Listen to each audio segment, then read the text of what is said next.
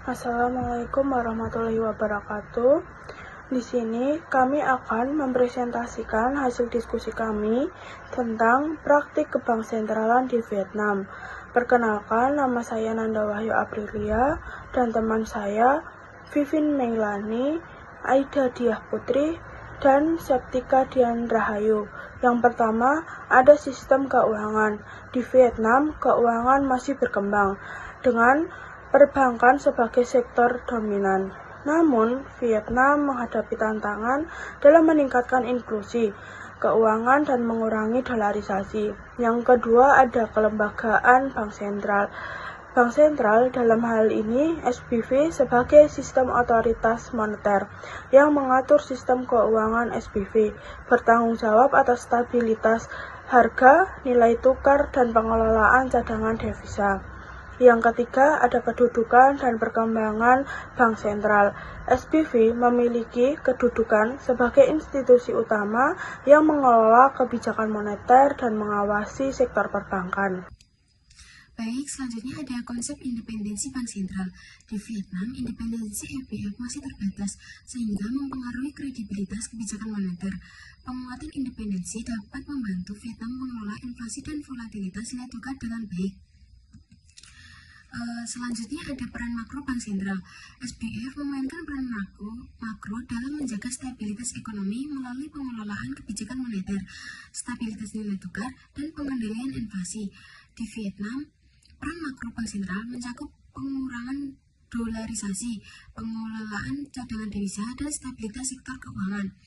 Selanjutnya ada kebijakan sistem pembayaran. Di Vietnam, digitalisasi sistem pembayaran terus meningkat, namun masih terdapat tantangan dan menjangkau wilayah pedesaan. SBF mendorong adopsi teknologi keuangan untuk memperluas akses ke layanan keuangan. Kebijakan dan transmisi kebijakan moneter. Kebijakan moneter Sentral Bank Vietnam berfokus pada stabilisasi inflasi dan nilai tukar. Namun, transmisi kebijakan moneter di Vietnam sering terhambat oleh tingginya dolarisasi yang mengurangi efektivitas pengaturan suku bunga. Lalu ada kebijakan makroprudensial. Di Vietnam, kebijakan makroprudensial diterapkan melalui pengaturan suku bunga dan pembatasan kredit di sektor yang beresiko. Lalu ada pengantar stabilitas sistem keuangan.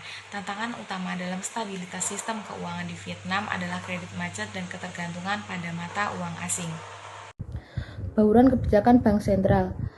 Bauran kebijakan melibatkan kombinasi moneter, fiskal, dan makroprudensial untuk mencapai stabilitas ekonomi. SBV perlu memadukan kebijakan ini secara harmonis untuk mengelola inflasi, memperkuat nilai tukar, dan menjaga pertumbuhan ekonomi. Selanjutnya ada Bank Sentral dan Komite Stabilitas Keuangan. Di Vietnam, kerjasama antara SBV dan Komite Stabilitas Keuangan perlu ditingkatkan untuk menangani tantangan global seperti fluktuasi nilai tukar dan perubahan kebijakan moneter di negara yang maju. Selanjutnya ada Central Bank Digital Coronary.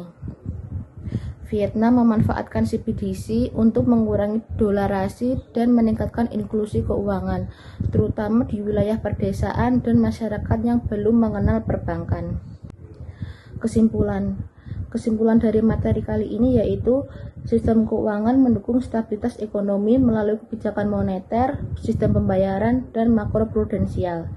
Bank sentral berperan penting dengan independensi kekuatan, kebijakan moneter efektif, dan perkembangan instrumen modern seperti CBDC. Koordinasi dengan Komite Stabilitas Keuangan dan kebijakan makroprudensial adaptif menjadi kunci menghadapi tantangan ekonomi global. Sekian presentasi dari kelompok kami, kurang lebihnya mohon maaf. Wassalamualaikum warahmatullahi wabarakatuh.